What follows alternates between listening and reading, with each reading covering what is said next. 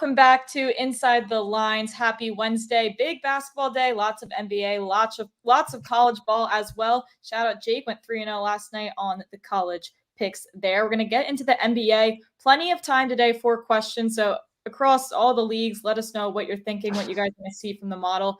We got a new friend. We got Moose here from Jake. He has a cat, a lot going on today.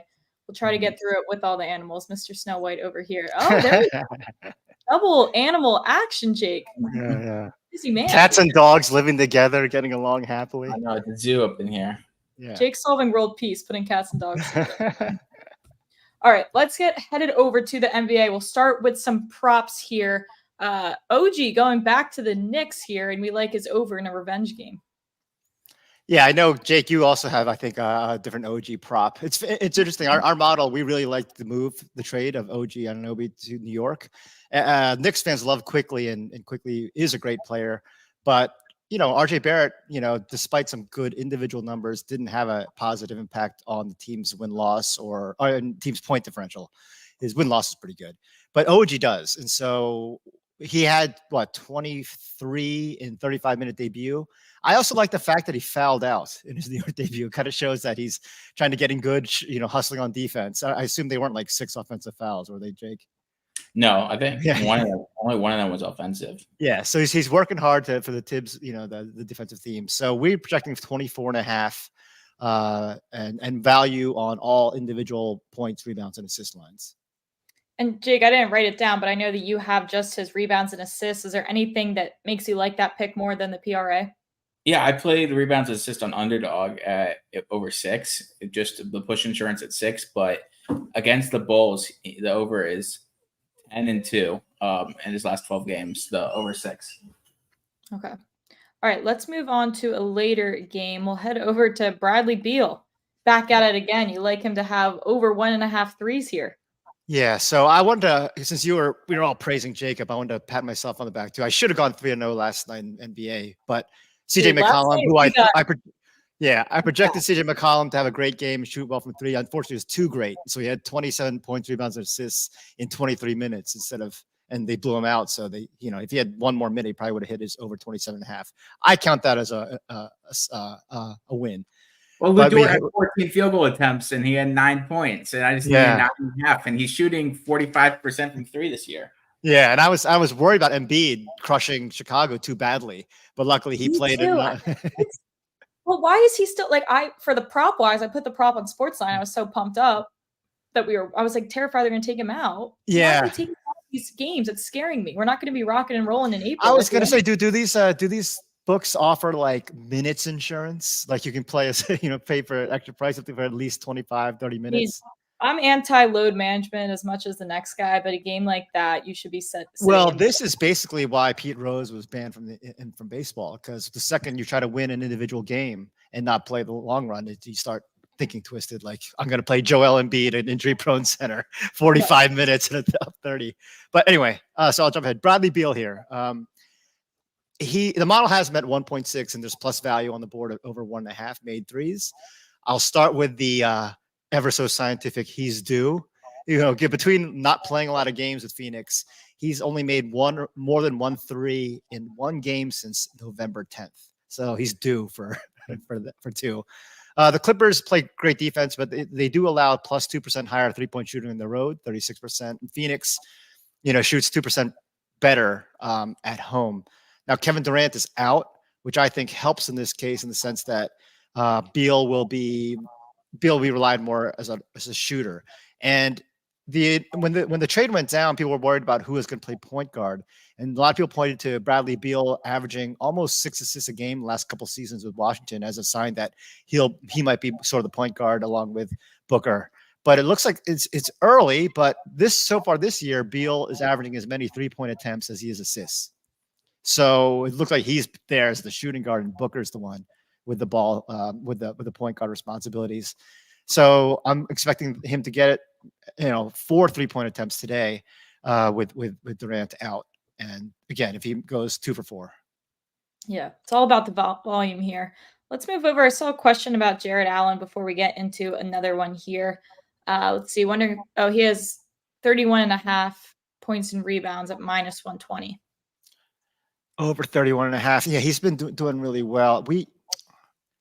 Points and rebounds. So we only have 27.5 projected. I agree that he's been on a tear. I guess we're looking at his last game against Toronto. He had 27. He's dominated three of his last 4 games. Yeah, I'm always a big fan of overs versus Washington.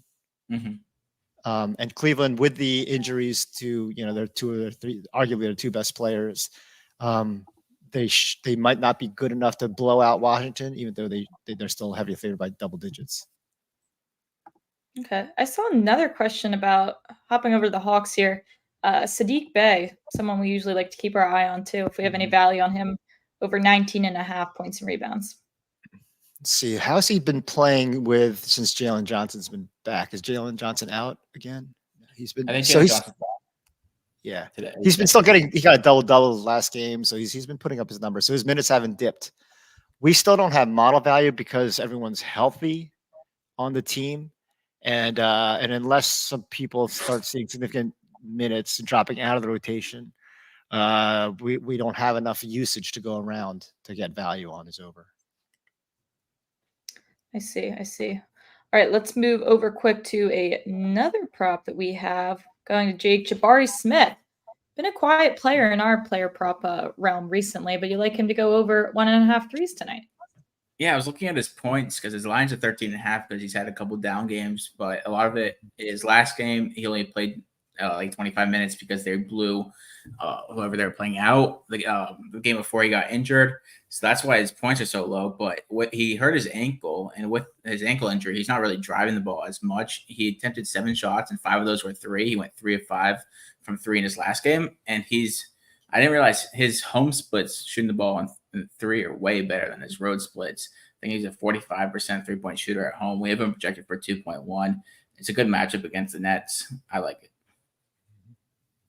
Okay, let's move over. Big Cheesy has a couple plays he wants to hear about. Jalen Green will start with over 19.5 points. Let's see. Jalen Green, we have him at 18 points. So again, the Houston, everyone's in the lineup, so not enough shots to go around right now to hit your higher upside.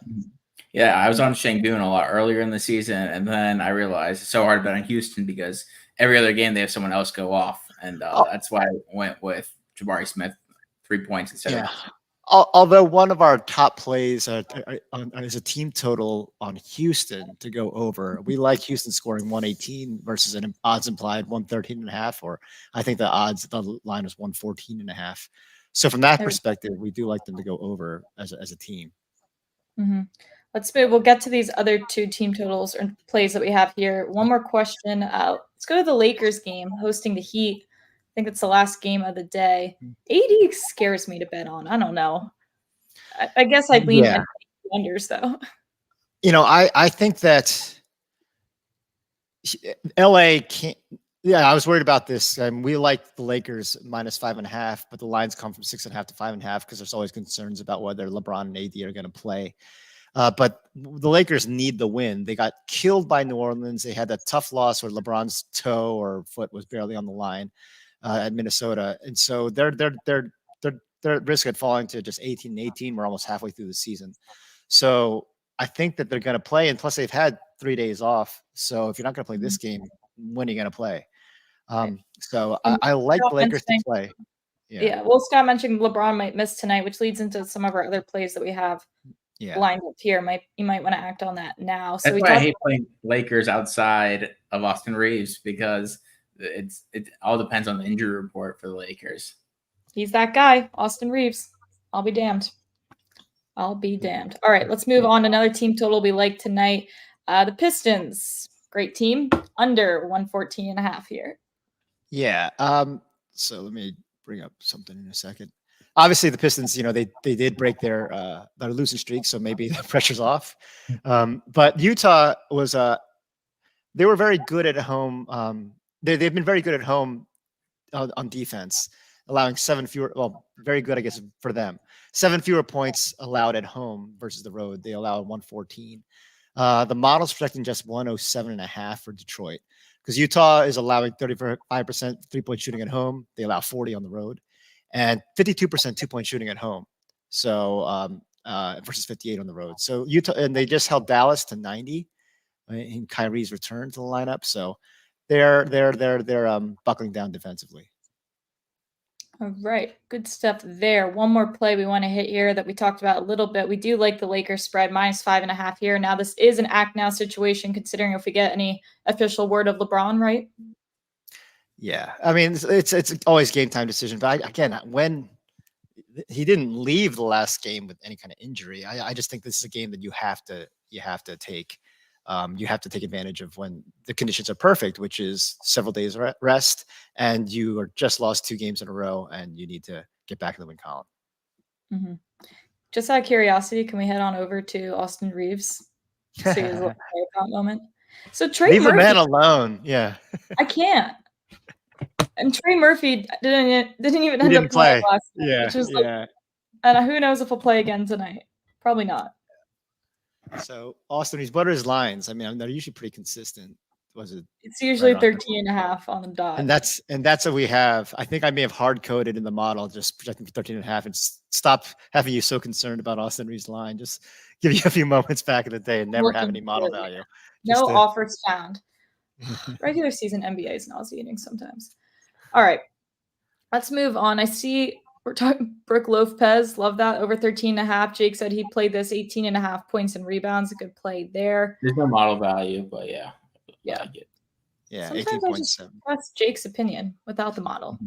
Speaking of, he went 3-0 yesterday on his college pick. So while we're at it, let's head back on over. Steven, I'm going to send you the chat to answer some NBA questions. Let's talk a little college basketball. Another big slate today.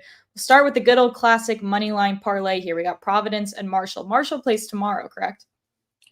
Marshall, I think they play tonight. This game, both games are tonight. I can check. Usually they don't in basketball. They don't have lines before the day before. They usually come out like at 5 p.m. But I like this. We talked about earlier. Providence at home, they're just a wagon, and Marshall is one of our favorite plays in the model today. We have them winning by 15 as 5-point favorites. So I really like this play. And first, I just want to shout out the Vermont Catamounts. Yesterday, they paid for my lunch today. We had an A pick on them. They were down 10 at halftime, but I looked at the stats, and Brown was shooting 70% from the field. I'm like, there's no way they could hold this. And Vermont ended up coming back and winning by 1. So they paid for my lunch today. Love that for you, Jake. Love that for you. All right, well, let's head over. Marshall, I guess I had that wrong. They're playing. Today at 7 p.m. against Louisiana Monroe. Maybe South Alabama probably plays tomorrow. That's what. Yeah. Party foul on me, but continue. All good. All right, let's head over to 2 player props that you like as well. We'll start with Duquesne. I saw someone else asking about Duquesne here, but let's talk about your prop first. Yeah, so Grant Huffman under 23.5 points, rebounds, and assists against Dayton. I was just curious. I was looking at, so Steven has the prop analysis in the database, and I went in Huffman, and the under 23.5 is 35-7 over the last 2 years for Huffman. Hopefully I'm not jinxing it, but that's some pretty good value. Big time. And then Omarori, it all depends if he gets in foul trouble or not. If he doesn't get in foul trouble, I can see him getting 15 rebounds, like our guy Harrison Ingram. The over 5.5 rebounds, he had 15 yesterday, career high, so that was nice. But Omarori, it just depends on if he gets in foul trouble or not. If he doesn't get in foul trouble, this number should easily hit. Okay.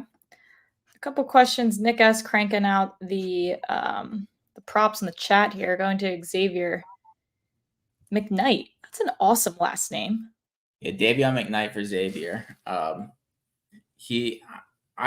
mean, it just scares me because they have 3 different guards that could go off any second, but I don't mind that play at all. Mm-hmm. Someone else talking about Houston here, which we already mentioned, like the team total over. We like Jabari Smith. We're all over Houston today. Or is this? Oh yeah, the Rockets. Yeah, love all the Rockets props today. Yeah, love all the Rockets. All right. Any other questions in the chat about either college or NBA? I'll definitely look out for. But I saw a Yale that I think Nick S has Yale in a parlay. I love Yale today. Mhm. And Yeah. hit me up on Twitter if you like any other plays, and I'll see if with model value if I like it. Yeah. All right, let's hit one last question here. Howard plus the 8.5. I'd be Yeah, lying. Yale's playing Howard. We like Yale. Oh, I think we like Yale to win, but Howard to cover, I want to say. So I Okay. don't mind that at all. The 8.5 is a big spread. Howard has like 8th-year seniors, like 26 years old, Seth Downs, and Ohio State transfer is pretty good. But Yale and Danny Wolf, they've been pretty good lately. I think they're going to be dangerous come tournament time. Okay. Let's just rapid fire these props off to you here. Tominaga. Yeah, he's the Japanese Steph Curry. He's fun to watch. I don't mind playing any of his props, but if he hits over 13.5, he most likely hits 3 or 4 threes. So maybe you want to play his 3-pointers instead. But I don't mind the Tominaga play. All right. Yeah, usually better value there on the threes. A lot of 3-point props for the team today. We'll see how that goes. All right. I think that's all the questions I see for now. Not too much to go over today, just a lot of basketball. But again, like Jake said, if you have any other questions, please feel free to Steven's all excited about Tommy here. He's probably going to he's allowed to make Asian jokes. All right. Nonetheless, we're moving on. All right, any more questions, please feel free to reach out to us. Good luck on your bets tonight. Again, full normal schedule now through the new year, so we will see you guys tomorrow.